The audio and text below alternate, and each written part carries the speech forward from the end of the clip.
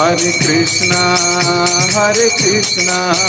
कृष्ण कृष्ण हरे हरे, हरे राम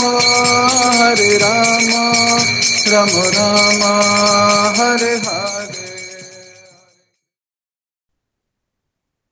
हरे कृष्ण। जय जय श्री चैतन्य, जय हो नित्यानंदा,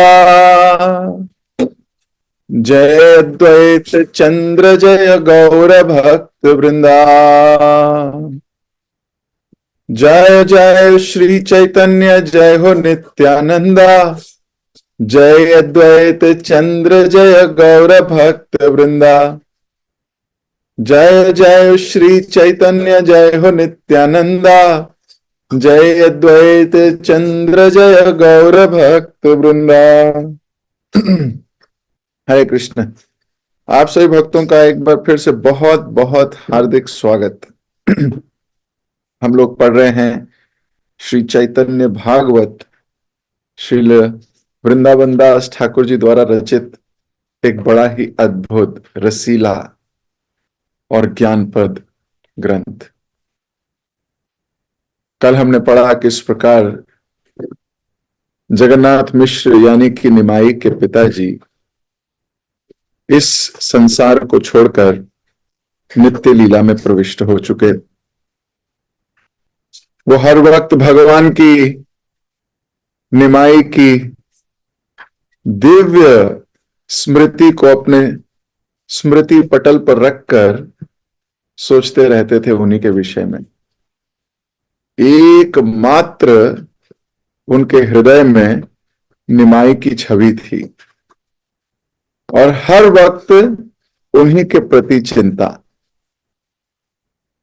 तो जिस महान व्यक्ति को भगवान कृष्ण के या चैतन्य महाप्रभु की इतनी सुंदर स्मृति प्रति क्षण रहती हो, वृंदावन दास ठाकुर लिख रहे थे, उनका हृदय पूर्णतः शुद्ध हो चुका था, पूर्णतः शुद्ध। लेकिन इधर मां के हाल थोड़े बिगड़े हुए हैं। मां एंजाइटी में है। अब दुखी थी, माता को सांत्वना दे रहे थे निमाई, और कितने खूबसूरती से अपने मां को कह रहे थे कि मां तू चिंता मत कर, जब तक मैं हूं कोई तुम्हें हानि नहीं पहुंचा पाएगा। तो हमने डिस्कशन किया था किस प्रकार जो व्यक्ति ऑलरेडी दुख में हो, कष्ट में हो, क्योंकि पास्ट का शोक और भविष्य का भय, इन दोनों को काटने की क्षमता होती है साधु में। और महाप्रभु तो यहां परम वैष्णव, परम भक्त बन के आए हैं, तो उन्होंने मां के पास्ट के शोक को और भविष्य के भय को, दोनों को काट दिया। आज हम वहीं से आगे पढ़ेंगे। मंगलाचरण पढ़ के यहां से आगे शुरुआत करेंगे। ओम अज्ञान तिमिरांधस्य ज्ञानांजन शलाकया चक्षुरुन्मीलितं येन तस्मै श्री गुरुवे नमः। श्री चैतन्य मनोभीष्टं स्थापितं येन भूतले स्वयं रूप कदा मह्यं ददाति स्वपदान्तिकम्। वन्देऽहं श्रीगुरु श्रीयुतपदकमलं श्रीगुरुन् वैष्णवांश्च श्रीरूपं साग्रजातं सगण रघुनाथान्वितं तं सजीवं सावधैतं सावधूतं परिजनसहितं कृष्ण चैतन्य देवं श्री राधा कृष्ण पादान सगण ललिता श्री विशाखान्वितांश्च।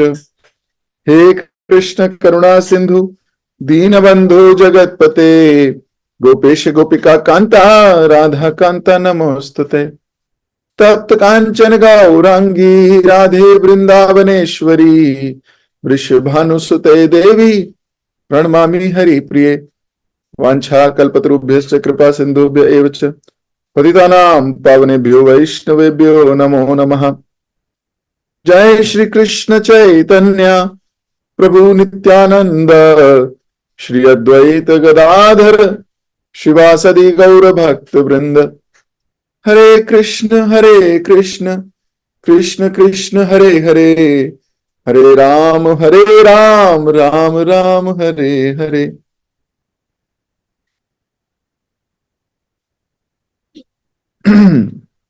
निमाई के निष्पाप और सुंदर मुखड़े को देखकर सची माता अपना सारा दुख भूल जाती।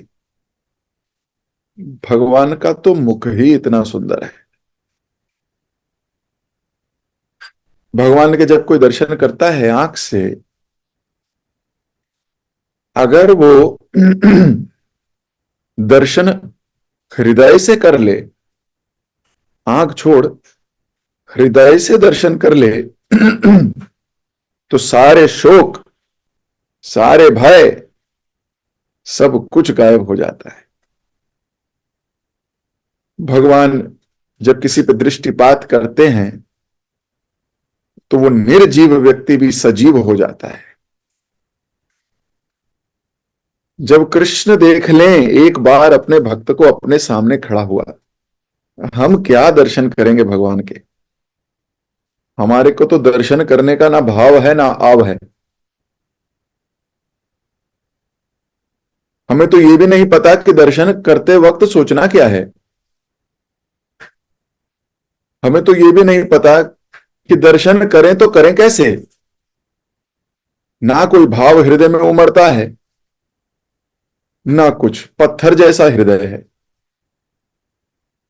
लेकिन फिर भी अगर व्यक्ति अपने शरीर को खींच के उठा के ले जाए, भगवान के समक्ष खड़ा हो जाए, हम भले ही उन्हें देख पाए ना देख पाए सही कॉन्शियसनेस में, यह विश्वास है कृष्ण देख लेंगे। और अगर भगवान की दृष्टिपात हम पर हो गया, तो जैसे ही भगवान का दृष्टिपात जीव पर होता है, उसकी सुप्त अवस्था में जो भक्ति सोई हुई है, स्पिरिचुअल कॉन्शियसनेस, वो धीरे धीरे जागने लगती है। मरा हुआ व्यक्ति, स्पिरिचुअली कॉन्शियसली डेड व्यक्ति भी सजीव हो सकता है, उठ जाता है। इसलिए भगवान के सामने बारंबार जाना चाहिए, ये मरी हुई, सोई हुई, बेहोश हुई हुई कॉन्शियसनेस को जगाने के लिए। और जब कोई व्यक्ति भगवान की मुस्कुराहट देखता है, तो जब वो उनके चेहरा देखता है तो स्पिरिचुअल डिजायर उत्पन्न होती है। और जब वो उनकी मुस्कुराहट देखता है तो उससे उन स्पिरिचुअल डिजायर को पूरा करने का बल मिल जाता है। इसलिए दर्शन करने चाहिए। उनके सामने जाने से कल्याण हो जाता है। सामने देखने मत, केवल देखने मात्र से, अरे देखना तो बहुत दूर है, यस्य स्मरण मात्रेण, केवल स्मरण कर लेने से सारे बंधन टूट जाते हैं। यस्य स्मरण मात्रेण विनिष्ट संसार बंधयात विमुच्यते, है ना, विमुच्यते, टूट जाते हैं। विष्णवे प्रभु विष्णवे, ऐसे विष्णु, ऐसे भगवान का स्मरण करने से सारे बंधन मुक्त हो सकते हैं। तो फिर तो साक्षात दर्शन करने से क्या होगा, पूरा स्पिरिचुअल लाभ है, फुल स्पिरिचुअल लाभ। तो निमाई के दर्शन कर रही है मां, अब दर्शन कर रही है तो सब सुख, सब दुख, सब कष्ट, सारे के सारे शंकाएं, भविष्य का भय, सब क्या भूल जाती है, फिनिश।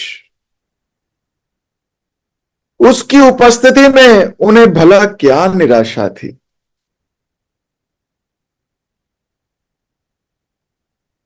निराशा का अर्थ है निराशा, जहां आशा खत्म हो जाए उसको बोलते हैं निराश हो जाना। अब कुछ आगे दिख नहीं रहा, मेरा आगे क्या होगा, यह निराश व्यक्ति,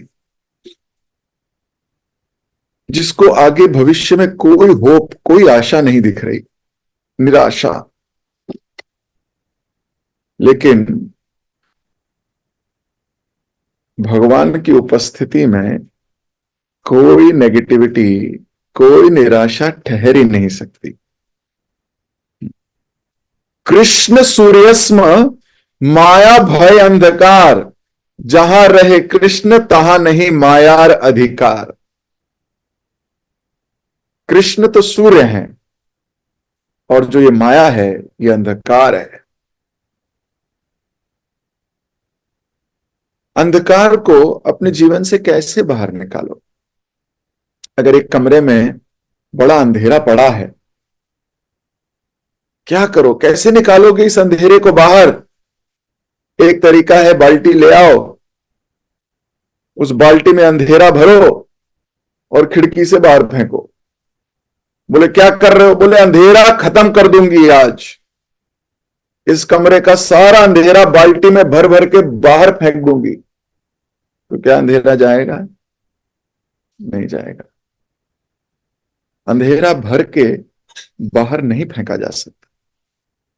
फिर क्या करना होगा? एक लौ जलानी होगी, एक दीपक जलाना होगा, एक लाइट को स्विच ऑन करना होगा। जैसे ही लाइट ऑन हुई, अंधेरा बाहर, अंधेरा खत्म, अंधेरा फिनिश। ये करना होगा। तो जहां कृष्ण आ गए,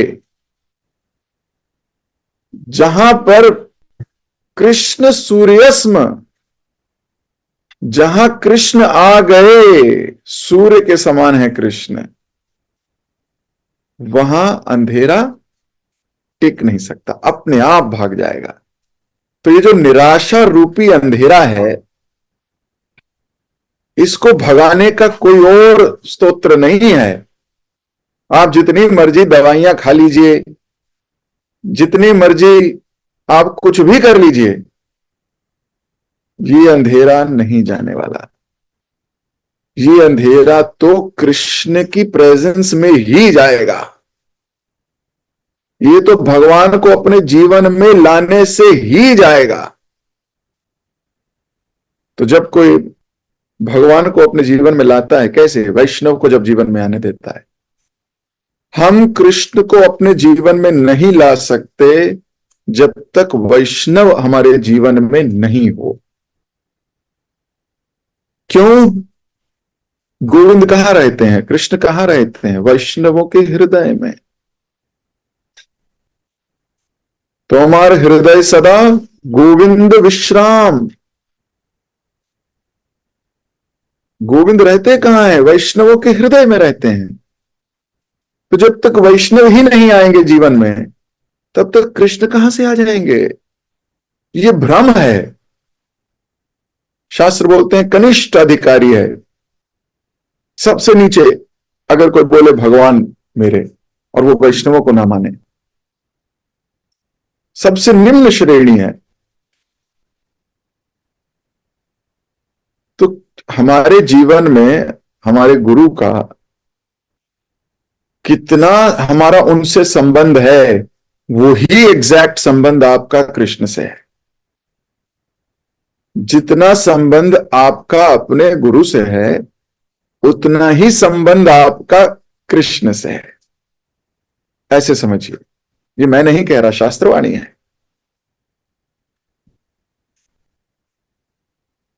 The kind of relation you have with your guru, the same kind of relation you have with Krishna.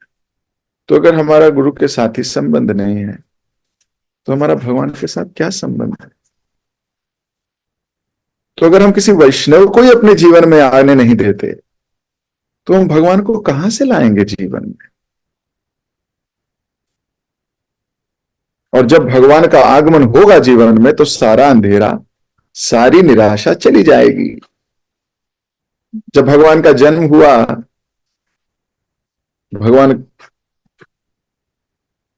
Devaki के पुत्र के रूप में प्रकट हो गए जेल में, कारागार में।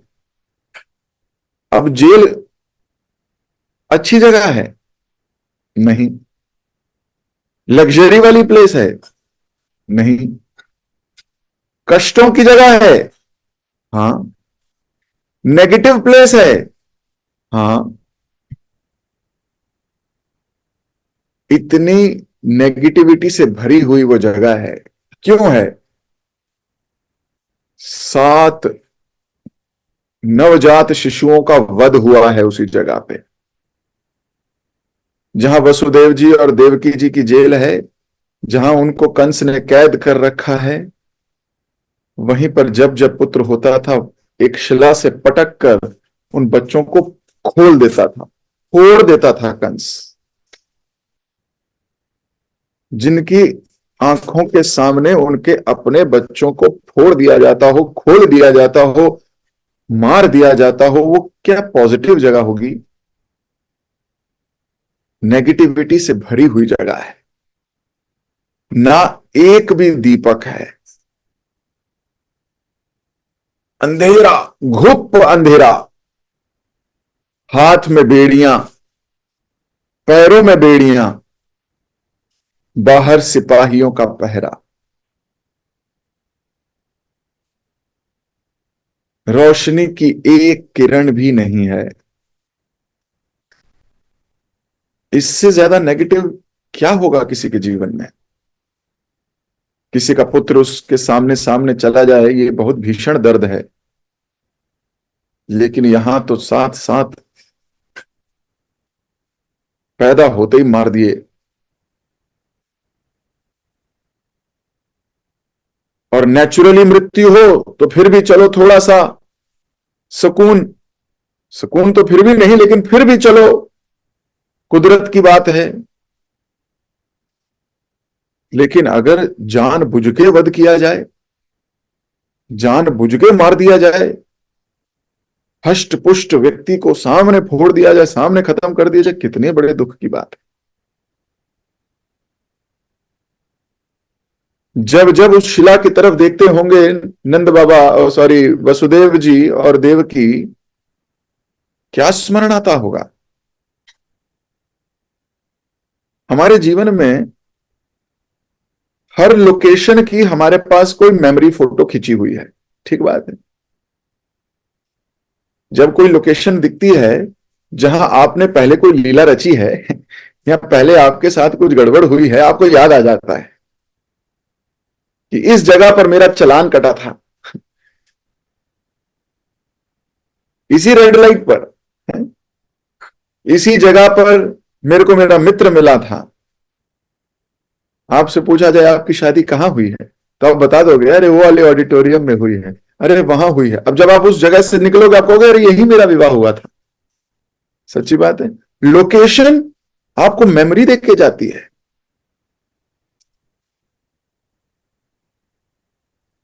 तो आप ये सोचिए, सुखद याद भी होगी उस लोकेशन की और दुखद याद भी होगी। सच्ची बात। तो नंद वसुदेव जी तो उसी जेल में रह रहे हैं, उसी शिला के सामने रोज बैठते हैं जहां उनके पुत्रों का वध हुआ, और वो वहां से भाग भी नहीं सकते। बार बार आप सोचिए देवकी का क्या हाल हुआ होगा। उसी जगह को बार बार देखकर शोकाकुल हो जाती है। कितनी नेगेटिव निराशा है, कितनी निराशा से भरी हुई है जेल। घुप अंधकार, स्मृतियां सारी शोक देने वाली, हाथ बंधे पैर बंधे, कुछ कर भी नहीं सकते।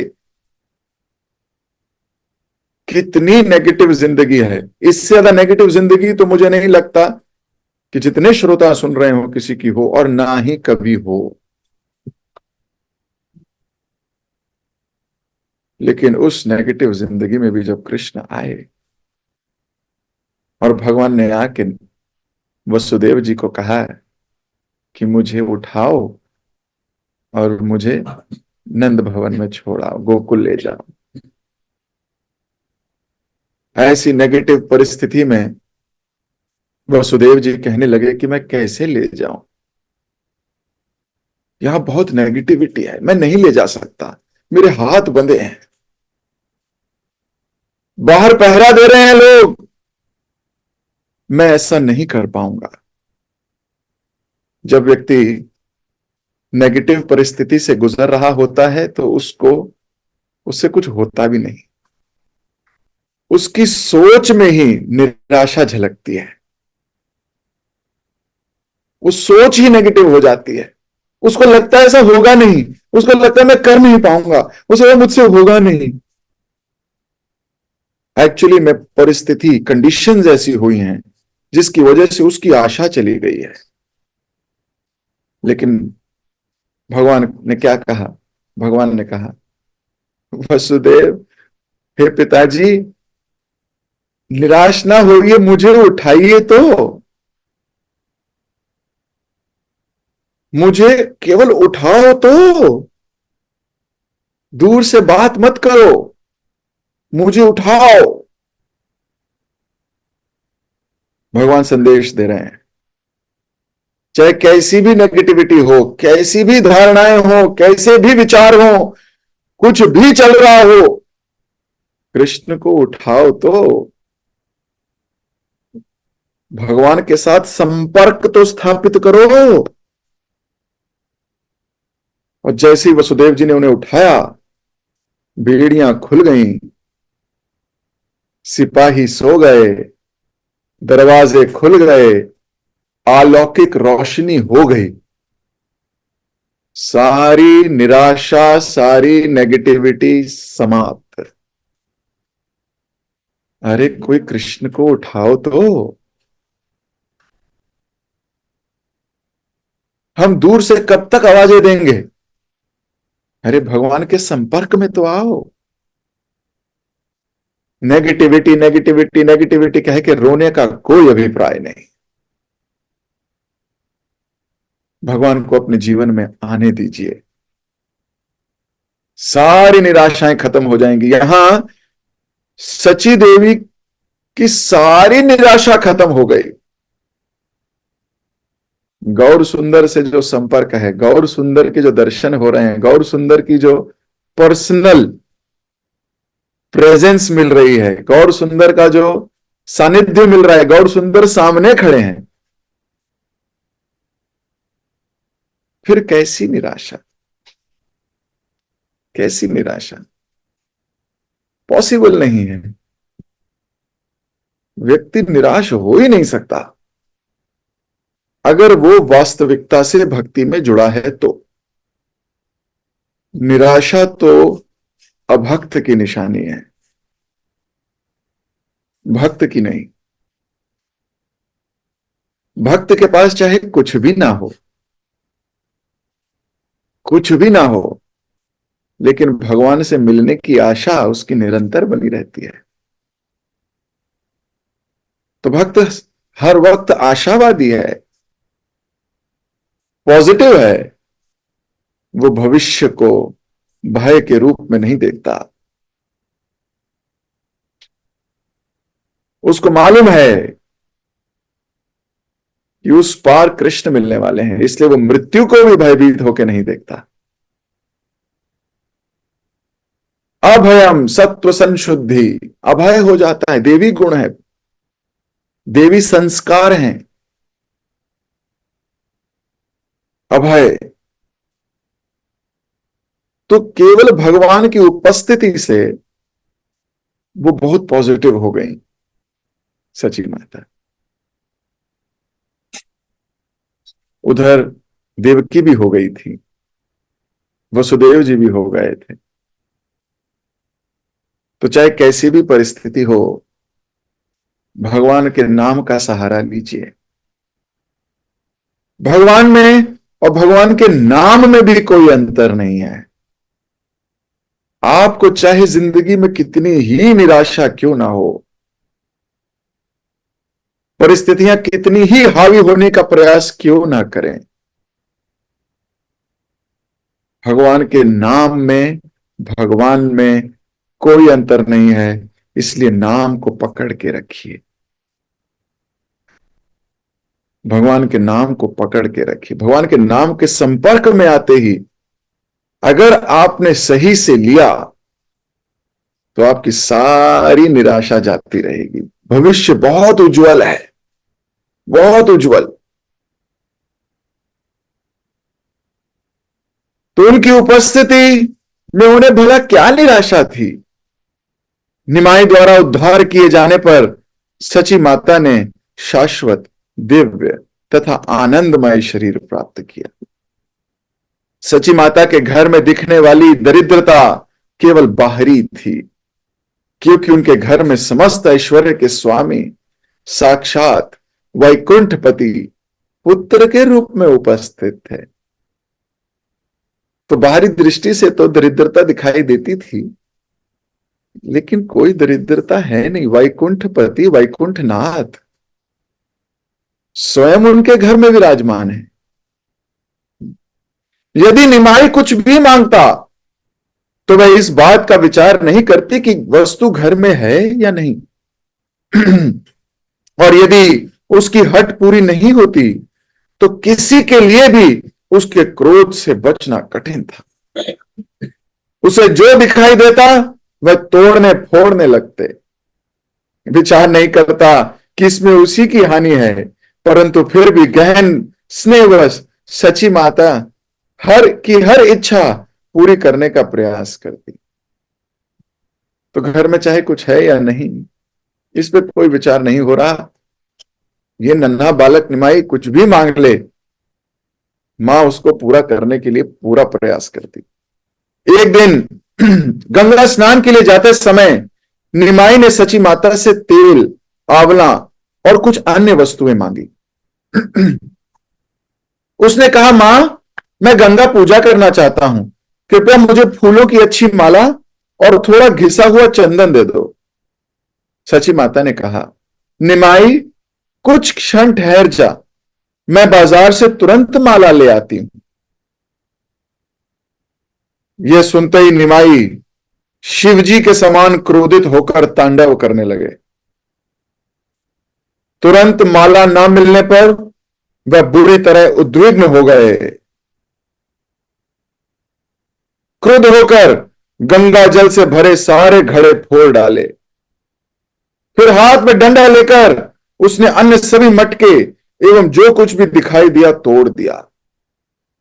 भूमि पर तेल, घी, दूध की बहती धाराओं में चावल, कपास, अनाज और नमक मिलकर बहने लगा।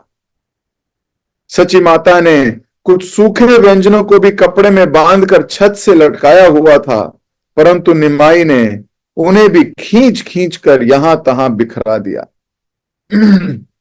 इतना ही नहीं, क्रोध में उसने उन कपड़ों के थैलों को भी फाड़ डाला। जब घर में तोड़ने के लिए कुछ और नहीं बचा तो निमाई डंडे से दीवारों को ही पीटने लगा। किसी में उसे रोकने की हिम्मत नहीं थी। उसने घर के दरवाजों, खिड़कियों पर प्रहार किया और बाहर आंगन में जाकर पेड़ को पीटने लगा। अंततः बिना किसी ग्लानि की भावना से भूमि पर जोर जोर से प्रहार करने लगा। अपने प्राण बचाने के लिए सची माता घर के भीतर जा छिपी, परंतु धर्म के मूल प्रवर्तक भगवान गौर सुंदर ने कभी अपनी माता पर हाथ नहीं उठाया। आंखों के सामने आने वाली प्रत्येक वस्तु को विध्वंस करने के बाद निमाई आंगन में लौटने लगा। उसका सुंदर शरीर धूल से ढक गया, परंतु इस अवस्था में भी वह अलौकिक और मनमोहक दिखाई दे रहे थे। अंत में निमाई शांत हो गए और आंगन की धूल में लेटे रहे। अपनी योग शक्ति का आह्वान करके निमाई वही कठोर भूमि पर योग निद्रा में लीन हो गए। इस प्रकार जिन भगवान के रोम छिद्रों से असंख्य ब्रह्मांड निकलते हैं, वे सची माता के आंगन में लेटे गाढ़ी नींद में सोए पड़े हैं। सची माता गंगा पूजा के लिए एक माला ले आई और उसने अपने सोए हुए पुत्र के पास रख दी।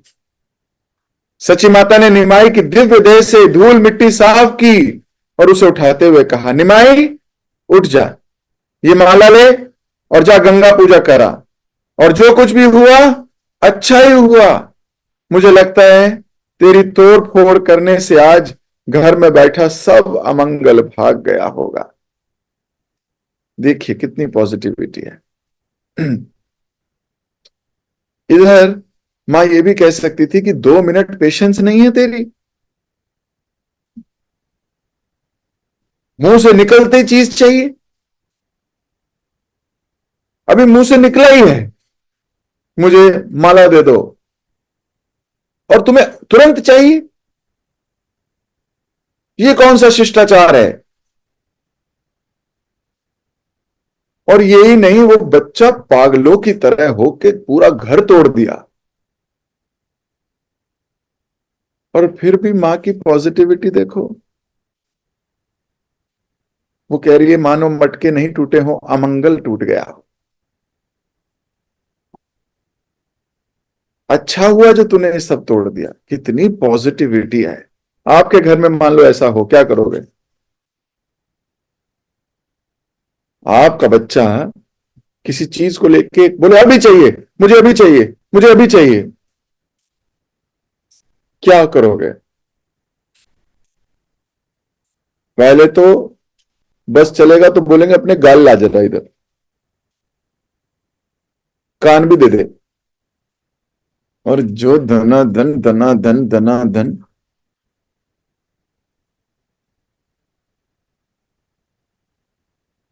नेगेटिविटी है ना, इधर कितनी पॉजिटिविटी है। वो कह रहे अच्छा हुआ जो तोड़ दिया तूने, कुछ कुछ नेगेटिविटी घर में भरी हुई थी, वो फूट गई, अब मंगल होगा।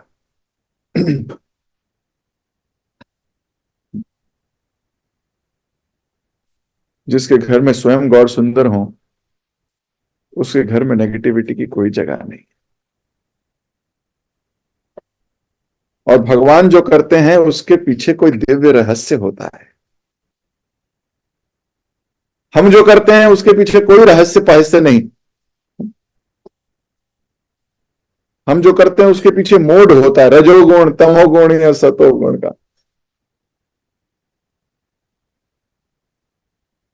लेकिन यहां भगवान जो करते हैं उसके पीछे कोई गुह्यतम रहस्य होता है।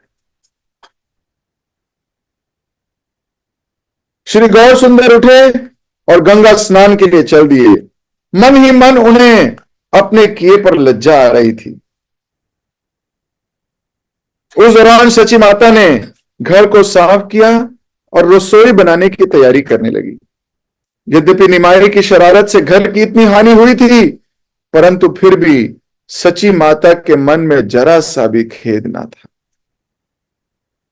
यशोदा मैया ने भी बाल कृष्ण के इसी चंचल स्वभाव को सहन किया था।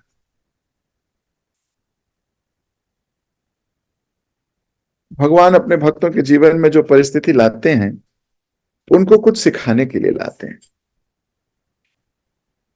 उनकी दिव्यता दिखाने के लिए लाते हैं, उनके भक्त कितने श्रेष्ठ हैं ये बताने के लिए लाते हैं। और मान लो कोई रोने लगे, चिल्लाने लगे, तो समझ में आ जाती है अभी कोई गहराई नहीं है, अभी कोई गहराई नहीं है। One's greatness can be seen in the way he handled provoking situations. कोई कितना महान है ये उस समय पता लगता है जिस समय वो ऐसी परिस्थिति को झेल रहा। उसका व्यवहार विकट परिस्थिति में भी कैसा है।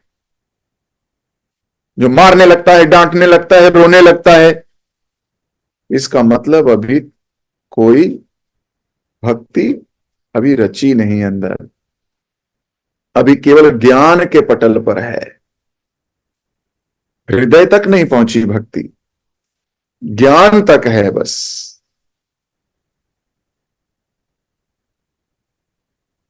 तो ऐसी भीषण परिस्थिति है, बालक इतना गड़बड़ कर रहा है, लेकिन फिर भी मां के चेहरे पे शिकन नहीं है। अद्भुत है, अद्भुत। मैं अपनी वाणी को यहीं विराम दूंगा। इसी कथा को आगे चर्चा करेंगे कल। आगे हुआ तो हुआ क्या।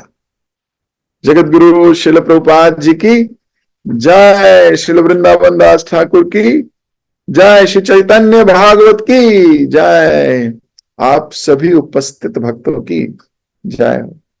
हरे कृष्ण।